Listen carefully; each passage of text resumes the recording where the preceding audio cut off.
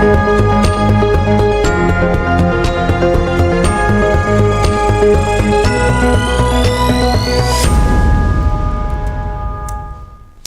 स्वागत है आप सभी का। आप देख रहे हैं हमारा खास कार्यक्रम चर्चा में, और चर्चा में आज हम बात करेंगे भारत यूनाइटेड किंगडम आर्थिक और वित्त वार्ता की। ये 12वीं बैठक नई दिल्ली में संपन्न हुई। इसमें ब्रिटेन के chancellor of exchequer Jeremy Hunt और भारत की वित्त मंत्री निर्मला सीतारमण ने मुक्त व्यापार समझौते पर भी चर्चा की। सोमवार को हुए इस बैठक में दोनों देशों के बीच ये जो FTA को शीघ्र पूरा करने के प्रति अपनी प्रतिबद्धता व्यक्त की गई, और अलग अलग आयाम हम देखेंगे कौन से क्षेत्र हैं जिससे दोनों ही देश और ज़्यादा करीब आ रहे हैं। और इस खास चर्चा में हमारे साथ दो मेहमान जुड़ रहे हैं। दक्षिता दास जो कि पूर्व अतिरिक्त सचिव हैं, वित्त मंत्रालय में काम कर चुकी हैं, और दीपशिखा सिकरवार वरिष्ठ आर्थिक पत्रकार। आप दोनों ही मेहमानों का बहुत बहुत धन्यवाद। लेकिन उससे पहले कि हम चर्चा की शुरुआत करें, कुछ बड़ी बातें जो आज की ज्वाइंट प्रेस कॉन्फ्रेंस से निकली हैं उस पर निगाह डाल लेते हैं। केंद्रीय वित्त मंत्री निर्मला सीतारमण और ब्रिटेन के वित्त मंत्री जेरेमी हंट ने एक संयुक्त प्रेस वार्ता को भी संबोधित किया। वित्त मंत्री निर्मला सीतारमण ने कहा कि ब्रिटेन और भारत के बीच आर्थिक संबंधों में लगातार वृद्धि हो रही है। We are highly encouraged by the intensified collaboration between India and the UK in the area of financial services. The UK expressed willingness to further extend its footprint in the GIFT City, IFSC, and foster a robust fintech partnership. I am pleased with the tangible progress achieved through the India-UK financial partnership, which has evolved into a leading public and private sector collaborative forum for dialogue across the financial sector. और केंद्रीय वित्त मंत्री निर्मला सीतारमण ने Bharat UK financing bridge की भी आज शुरू करने की घोषणा की। We have also launched the UK-India Infrastructure Financing Bridge. It is a collaborative venture co-led by Niti Aayog and the City of London Corporation, aimed at harnessing collective expertise in planning and implementing major infrastructure projects. We remain committed to collaborate, deliberate, and innovate to navigate the challenges and seize the opportunities that lie ahead for both nations. साथ ही केंद्रीय वित्त मंत्री निर्मला सीतारमण ने कहा कि artificial intelligence, machine learning जैसी उभरती तकनीकों में दोनों देशों के लिए सुरक्षित और समावेशी वित्तीय मध्यस्थता के लिए सहयोग करने के पर्याप्त अवसर हैं। With emerging technologies such as artificial intelligence and machine learning, redefining financial services, and India's new Digital Personal Data Protection Act, there are ample opportunities for both nations to collaborate on frameworks for secure and inclusive financial intermediation. The success of the UK-India Green Growth Equity Fund is a testament to the efficacy of public-private partnerships in channeling large-scale sustainable finance. Building our partnership, we will continue to explore new avenues of investment in shared priority sectors. वहीं Britain के वित्त मंत्री Jeremy Hunt ने कहा कि दोनों देश एक दूसरे के आर्थिक विकास को बढ़ावा दे रहे हैं और दोनों देशों के बीच द्विपक्षीय सहयोग लगातार बढ़ता जा रहा है। India is one of the most exciting places anywhere in the world that investors could wish to consider. It's going to be the fastest growing G20 country this year and next. It has very clear roadmap to becoming a developed nation by 2047. And London is the world's most international financial centre, the second largest financial centre in the world, but the majority of our asset managers don't invest in India. So there's a huge opportunity. और बड़ी खबर यह भी कि जल्दी ही भारत की कंपनियां सीधे लंदन स्टॉक एक्सचेंज पर अपनी लिस्टिंग कर पाएंगी। इन तमाम विषयों पर हम चर्चा करेंगे। साथ ही साथ दोनों देश गुजरात के गिफ्ट सिटी में जो वित्तीय सेवाएं हैं उस पर सहयोग कर पाएंगे, और दोनों ही नेताओं ने उम्मीद जताई है कि भारत और ब्रिटेन मुख्य व्यापार समझौते पर जल्दी ही मुहर लगेगी। अपने मेहमानों के पास चलते हैं और समझने की कोशिश करते हैं कि इस वार्ता से क्या कुछ मिलने वाला है। दक्षिता जी, आप ही से शुरुआत करते हैं। ये जो पूरा मैकेनिज्म बनाया गया है भारत और यूके के बीच में, सबसे पहले तो ये बताइए कि ये काम किस तरह से करता है और उसका मुख्य उद्देश्य क्या है। उसके बाद जो आज की वार्ता हुई उसकी डिटेलिंग पर हम आएंगे। देखिए, ऐसा है कि जब यूनाइटेड किंगडम्स ने ब्रेक्सिट से निकले थे तब उनको आज़ादी मिल गई थी कि आप एफटीए एग्रीमेंट बाकी देशों के साथ करें। उसमें भारत बहुत ही एक आकर्षक स्थान है, जैसे कि हमने हंट साहब से भी सुना। उन्होंने कहा कि देखिए, इंडिया की फास्टेस्ट ग्रोइंग इकोनॉमी है, यहाँ पर हमारे इन्वेस्टर्स को आना चाहिए। और अगर हम आंकड़े देखें तो इंडिया जो है वो यूके का एक बहुत ही महत्वपूर्ण ट्रेड पार्टनर है। यूके के एक्सपोर्ट्स जो हैं वो तकरीबन 12 बिलियन पाउंड थे पिछले साल, और जो ट्रेड है वो 34 बिलियन पाउंड टारगेटेड है। तो इसको देखकर ये जो फ्रेमवर्क बनाया है, जो हमारे वित्त मंत्री जी ने जिक्र किया है एक ब्रिज को बनाने के लिए, उससे क्या होगा कि बहुत दोनों तरफ कॉस्ट कम होंगे और ट्रेड की अपॉर्चुनिटीज बढ़ेंगे। तो मोटे मोटे तौर से ये इसका हमें लाभ मिलने वाला है। दीपशिखा जी, अगर हम आज की बात करें, जो 12वीं जो बैठक हुई है, अगर हम उस पर थोड़े से बड़े टेकअवेज समझने की कोशिश करें तो आज क्या मिला? एक फौरी तौर पर तो हम ये शायद समझ रहे हैं कि कंपनियां लिस्ट हो पाएंगी एलएससी पे। कुछ लोगों ने सवाल किया कि क्या डुअल लिस्टिंग भी हो सकती है। ये सब थोड़ा सा समझाइए, क्यों ज़रूरी है और इसका इम्पोर्टेंस है क्या? देखिए, आज जो इंडिकेशन मिला है, एक तो ये कि जो हमारे यहाँ कंपनीज हैं वो उनको लंदन स्टॉक एक्सचेंज में लिस्टिंग की सुविधा मिल पाएगी। और दूसरा, जो ये इंफ्रा फाइनेंस वाला जो ब्रिज है ये बहुत ही इम्पोर्टेंट रहेगा, क्योंकि खास तौर से इंफ्रास्ट्रक्चर फाइनेंसिंग पर इस समय जितना काम किया जा रहा है और उसको किस तरह से आसान करने की कोशिश की जा रही है। तो फिलहाल भी लंदन एक बहुत बड़ा फाइनेंशियल सेंटर है। अभी भी भारतीय कंपनियां जो है वहां पर मसाला बॉन्ड्स, ग्रीन बॉन्ड्स, ये सब लिस्ट करते हैं, फॉरेन कैपिटल लिस्ट किया जाता है। लेकिन इसको और ये जो कॉरिडोर है ये आने से, और दूसरी जिस तरह से गिफ्ट सिटी और एलएसई में ये पार्टनरशिप की बात की जा रही है, उससे इसको और बढ़ावा मिलेगा और इसमें सुविधा मिलेगी। फिलहाल अजय, जैसा कि हम जानते हैं कि अभी ओवरसीज लिस्टिंग जो है ये परमिटेड नहीं है। जी। अभी कंपनीज जो बाहर लिस्ट करती हैं वो जीडीआर या एडीआर, डिपॉजिटरी रिसीट्स के थ्रू ही करती हैं, शेयर्स की डायरेक्ट लिस्टिंग नहीं होती है।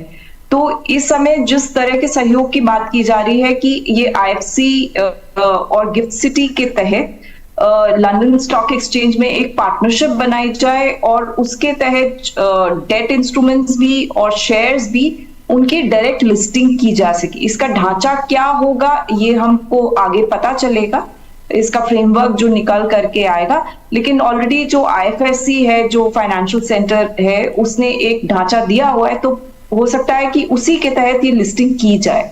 जी, दक्षता जी, एक छोटा सा सवाल ये कि जो इंफ्रास्ट्रक्चर फाइनेंसिंग ब्रिज जिसका जिक्र अभी दीपशिखा जी ने किया, वो किस तरह से काम करेगा? नीति आयोग और सिटी ऑफ लंदन के बीच में ये बातचीत शायद अब शुरू होगी। इसका मकसद क्या है और कैसे ये फ़ायदा पहुंचाएगा इंफ्रास्ट्रक्चर डेवलपमेंट में? क्या दोनों देश इन्वेस्टमेंट की अपॉर्चुनिटीज़ करेंगे या फिर कुछ तकनीकी सहयोग पर बात होगी? इसका फ्रेमवर्क कुछ समझ में आ रहा है? देखिए, अभी तो इस पर चर्चा चलेगी, जो कि नीति आयोग उसमें लीड लेगा भारत की तरफ से। लेकिन जाहिर सी बात है कि इसमें दोनों चीजें होंगी, एक तो टेक्निकल आदान प्रदान होगा नॉलेज का, और दूसरा जो है हमारे पास शायद लो कॉस्ट ऑफ कैपिटल भी आ सकता है। भारत और यूके का काफी पुराना रिश्ता भी रहा है, जिसमें हमने जिसको कहते हैं कि आपसी तौर से गेन भी किया है। भारत ने खासतौर से इनकी कई जो संस्थाएं थी जो हमको एड देती थी, उससे हमने काफी नॉलेज भी हासिल करी है।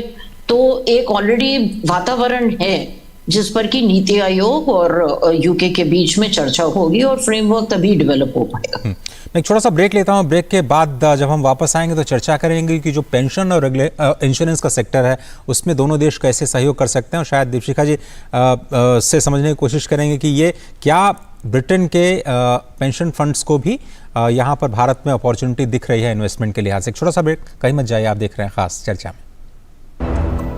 बहुत हार्ड वर्क करते हो, मेरी तरह स्मार्ट वर्क करो। क्यों? लॉटरी लगी है? लॉटरी समझो, शेयर मार्केट के एक मस्त स्कीम में इन्वेस्ट कर रहा हूँ, गारंटीड हाई रिटर्न्स आएंगे। आपके गारंटीड हाई रिटर्न्स कोई करण अर्जुन नहीं है जो जरूर आएंगे। मतलब? बाबा, शेयर मार्केट में जोखिम होता है, कोई भी गारंटीड हाई रिटर्न्स का वादा नहीं कर सकता, ये गैर कानूनी है। अच्छा, हाँ। सोच कर समझ कर इन्वेस्ट कर। इस घर में अंडे देने से हमें कोई नहीं रोक सकता। मैं रोक सकता हूँ। तुम्हें पता नहीं हमें एडिस मच्छर जो फैलाते हैं डेंगू और चिकनगुनिया। मास्टर जी ने स्कूल में डेंगू मच्छर से बचने की सारी जानकारी दी है। अच्छा बच्चों, हमें चैलेंज जगह तो जरूर मिलेगी। नहीं मिलेगी, नहीं मिलेगी। यहाँ तो पूरे इंतजाम है। डेंगू की रोकथाम के लिए कूलरों के पानी को हर हफ्ते बदलें, बाल्टी और टंकियों को अच्छी तरह से ढककर रखें, पूरी आस्तीन के कपड़े पहनें, मच्छर भगाने वाली क्रीम, कॉइल और अगरबत्ती का इस्तेमाल करें। डेंगू से लड़े मतलब डेंगू से बचे। स्वागत है आप सभी का।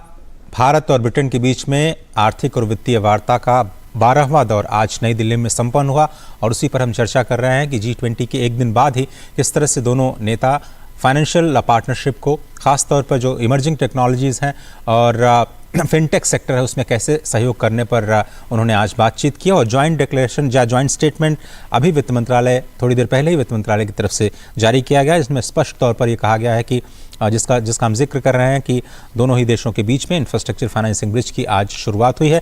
इससे पहले ग्रीन ग्रोथ इक्विटी फंड, इसके पहले वाले राउंड में शायद उसकी शुरुआत पहले ही हो चुकी है और दोनों ही देशों को इसका फ़ायदा भी मिल रहा है। गिफ्ट सिटी में कोऑपरेशन को लेकर भी बात हुई है। दीपशिखा जी, ये जो पेंशन फंड्स के लिए हम लगातार, न केवल ब्रिटेन बल्कि हम चाहते हैं, भारत चाहता है कि लॉन्ग टर्म फाइनेंसिंग के लिए इस तरह के जो फंड्स हैं वो भारत का रुख करें और शायद ये मौका भी है देशों के लिए कि ये एक अपॉर्चुनिटी है उनके लिए लॉन्ग टर्म फाइनेंसिंग के लिए। तो क्या अब ब्रिटेन से कुछ नए अवसर आपको आते हुए दिख रहे हैं इस आज की बातचीत के बाद? बिल्कुल अजय, देखिए, भारत में इंफ्रास्ट्रक्चर जो आधारभूत ढांचा क्षेत्र है उसमें एक बहुत सरकार की तरफ से बड़ा पुश दिया जा रहा है। हमने देखा केपेक्स जो है उसको काफी बढ़ाया गया था बजट में। तो इंफ्रास्ट्रक्चर सेक्टर के लिए लॉन्ग टर्म फाइनेंस की बहुत जरूरत होती है और पेंशन फंड्स जो हैं, चाहे ब्रिटेन के हों चाहे कनाडा के हों, पेंशन फंड्स जो हैं वो लॉन्ग टर्म इन्वेस्टमेंट्स देखते हैं। उनके लिए भारत के इंफ्रास्ट्रक्चर क्षेत्र में इन्वेस्टमेंट्स जो है ये बहुत एक अच्छी अपॉर्चुनिटी के बतौर देखा गया है और भी पेंशन फंड्स यहाँ पर आए हैं। एसेट मोनेटाइजेशन जो चल रहा है, इनविट्स वगैरह, उसमें भी उनका इंटरेस्ट दिखाई दिया है। तो ब्रिटेन में जैसा कि चांसलर हंट ने कहा कि एसेट मैनेजर्स जो हैं उतना इन्वेस्टमेंट नहीं कर रहे हैं जितना कि यहाँ पर अपॉर्चुनिटी है भारत में और जितना स्कोप है। तो जाहिर सी बात है कि उनकी सरकार की तरफ से भी ये पुश किया जा रहा है कि यहाँ पे बहुत स्कोप है लॉन्ग टर्म इन्वेस्टमेंट्स के लिए, इंफ्रास्ट्रक्चर के लिए। तो इसको किस तरह से और आगे बढ़ाया जा सकता है। तो जैसा कि कहा गया है कि दोनों देश जो है एक फ्री ट्रेड एग्रीमेंट पर तो काम ही कर रहे हैं, लेकिन उसके साथ साथ एक निवेश, एक बायलैटरल इन्वेस्टमेंट ट्रीटी पर भी काम किया जा रहा है। तो ये सारे जो किए जा रहे हैं, डिस्कशन चल रहे हैं, वो इसीलिए किए जा रहे हैं कि ये सारे जो एवेन्यूज हैं इन्वेस्टमेंट्स के, निवेश के, उनको किस तरह से और बढ़ाया जा सकता है दोनों देशों में। और लंदन एक फाइनेंशियल सेंटर है, सिटी ऑफ लंदन, तो वहां से किस तरह से भारतीय कंपनियां भी और ज्यादा रिसोर्सेज रेज कर सकती हैं और वहां से और जो फंड्स हैं वो कितना आकर के भारत में निवेश कर सकते हैं। दक्षता दास जी, एफटीए और बीआईटी, ये इन दोनों का थोड़ा सा इम्प्लीकेशन समझाइए और अगर क्या उम्मीद करें, दोनों ही नेताओं ने उम्मीद जताई कि हम जल्दी शायद एफटीए पर काम कर लेंगे। अगर ये दोनों होता है किस तरह से फायदा मिलेगा, म्यूचुअल इंटरेस्ट्स क्या हैं दोनों देशों के? जी देखिए, 12 राउंड ऑफ डायलॉग तो हो ही गए हैं एफटीए को लेकर, और इसमें बिल्कुल ही एक कॉस्ट कम हो जाता है ट्रेड का, जिससे कि बढ़ोतरी मिल जाती है। कॉस्ट कम होने से आपकी टोटल जो एक माहौल है ट्रेड का, उसमें ज़्यादा सहूलियत आ जाती है। तो ऑलरेडी हमारा ब्रिटेन के साथ एक अच्छा बैकग्राउंड बना हुआ है ट्रेड का।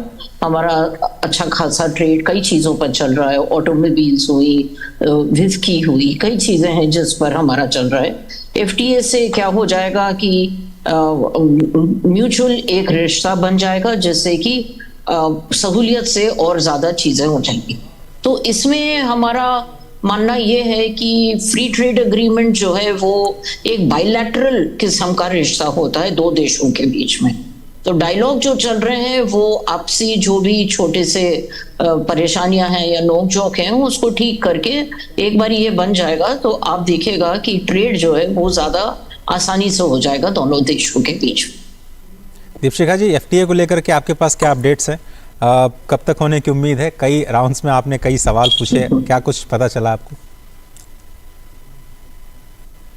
देखिए कि जैसे कि आज वित्त मंत्री ने भी कहा, बायलैटरल इन्वेस्टमेंट ट्रीटी पर भी बातचीत चल रही है, जो निवेश दोनों देशों में किस तरह से उसे और बढ़ाया जा सकता है, किस तरह से उसमें जो दिक्कतें हैं उसको दूर किया जा सकता है और एक ढांचा उसको प्रदान किया जाए।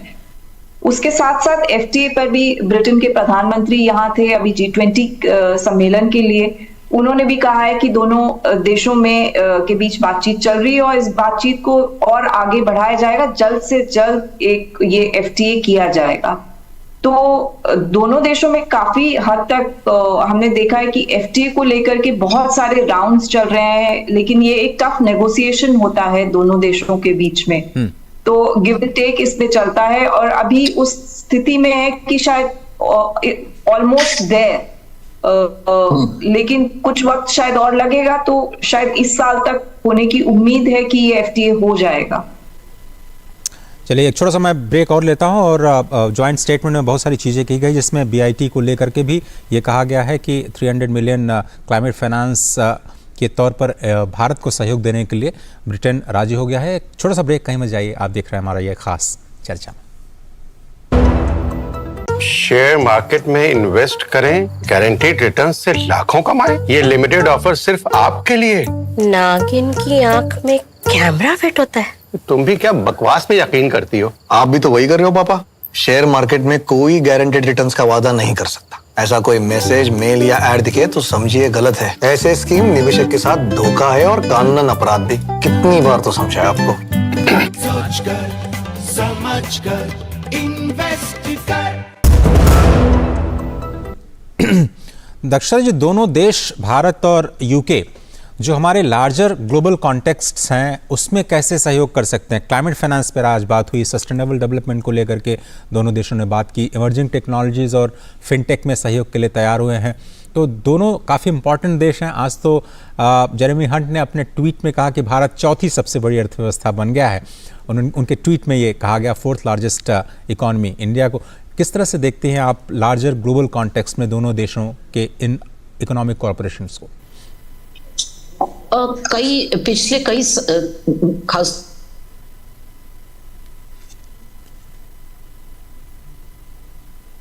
जी, दक्षिण हम कोशिश करते हैं। आपके पास थोड़ी सी नेटवर्क की शायद समस्या हो रही है, आपकी आवाज़ आने में थोड़ी सी दिक्कत हो रही है। दीपशिखा जी, क्या आप ये सवाल अटेम्प्ट करना चाह रही हैं? देखिए, आपका सवाल एक बार ही दोहराएं। जी, मैं ये कह रहा था कि ग्लोबल कॉन्टेक्स्ट में दोनों देशों का आपस में और करीब आना कितना इंपॉर्टेंट है, लुकिंग एट द फैक्ट कि ये 4th, 5th and 6th largest economies हैं। और जो क्लाइमेट फाइनेंस का मुद्दा, आज उन्होंने फिनटेक और जो इमर्जिंग टेक्नोलॉजीज़ पर सहयोग की बात की। पहले हम यूएस के साथ बात कर चुके हैं, फ्रांस के साथ भी कुछ ऐसा ही हमने पिछले अपने जो बातचीत हुई थी प्रधानमंत्री मोदी और राष्ट्रपति मैक्रो के बीच में तो हुई थी। तो ये आईसेट और ये जो इमर्जिंग टेक्नोलॉजीज हैं, कैसे आप देखते हैं दोनों देशों को करीब आते हुए? देखिए, दोनों देशों का रिश्ता जो है वो काफी पुराना है और अगर आप निवेश की दृष्टि से भी देखें तो और ट्रेड की दृष्टि से भी देखें तो दोनों के बीच एक गहन संबंध है और जो बहुत सालों से चला आ रहा है। भारत जो है अब उस संबंध को एक नेक्स्ट लेवल तक ले जाना चाहता है और इसीलिए ये एफटीए और बायलैटरल इन्वेस्टमेंट ट्रीटी पर हम बातचीत कर रहे हैं, क्योंकि यूके एक गेटवे की तरह है जो भारत की कंपनीज को यूरोप की गेटवे की तरह भारतीय कंपनीज उसे इस्तेमाल कर सकती हैं। और यूरोप जो है, हम जानते हैं कि भारत के निर्यात क्षेत्र के लिए एक बहुत बड़ा बाजार है। उसके साथ साथ यूके जो है वो एक लंदन एक फाइनेंशियल सेंटर है, तो निवेश की दृष्टि से यूके जो है बहुत इंपॉर्टेंट, महत्वपूर्ण हो जाता है कि वहां से बहुत सारी कंपनीज जो है भारत में निवेश के लिए आए और अपने सब्सिडरीज अपने इस्टेब्लिश करें, खासतौर से फाइनेंशियल सेक्टर में। दूसरी बात, हम नई टेक्नोलॉजीज और जो फिनटेक में भारत ने तरक्की की है, ये सब सारे जब विश्व के सामने अब जाहिर हो चुका है कि भारत ने एक बहुत बड़ा लीप लिया है फिनटेक में, डिजिटल पेमेंट्स में। G20 समिट के दौरान भी डिजिटल पवेलियन जो है सारे विश्व के जो देश आए थे उनको दिखाया गया था। तो डिजिटल पेमेंट्स में और अब CBDC जो है डिजिटल करेंसी, उसका भी एक पायलट जो है RBI चला रहा है। तो एक बहुत लीप ले चुका है भारत और उसमें यूके के साथ किस तरह से और सहयोग किया जा सकता है। दूसरा, क्लाइमेट फाइनेंस जो है, ग्रीन फाइनेंस जो है, उसमें भी चूंकि एक फाइनेंशियल कैपिटल है सिटी ऑफ लंदन, उसको वहां पर किस तरह से भारतीय कंपनियां फंड्स रेज कर सकती हैं, वहां पे ग्रीन बॉन्ड्स रेज कर सकती हैं। जी दीक्षिका जी, बहुत धन्यवाद। वक्त मेरे पास इतना ही है और हम लगातार जॉइंट जो हमारी स्टेटमेंट है उसमें भी ये देख रहे हैं कि जो इंफ्रास्ट्रक्चर फाइनेंसिंग ब्रिज है उसी पर सबसे ज़्यादा फोकस किया जा रहा है। फिलहाल इस खास चर्चा में आप दोनों ही मेहमानों का जुड़ने के लिए बहुत बहुत शुक्रिया। तो फिलहाल इस खास चर्चा में सिर्फ इतना ही। पूरी टीम को दीजिए इजाज़त। नमस्कार।